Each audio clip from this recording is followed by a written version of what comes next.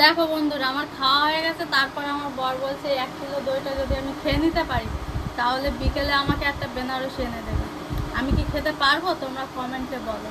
তাহলে শাড়িটা যদি এনে দেয় তোমাদের দেখাবো। ঠিক আছে, চেষ্টা করে দেখি একবার পারি কি।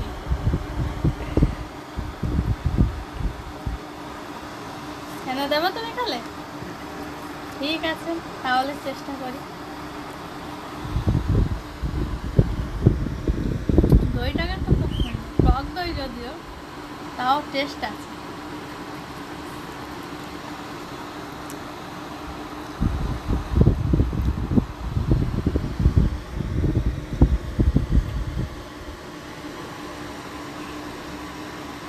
পারবো কি কমেন্টে একটু বলো।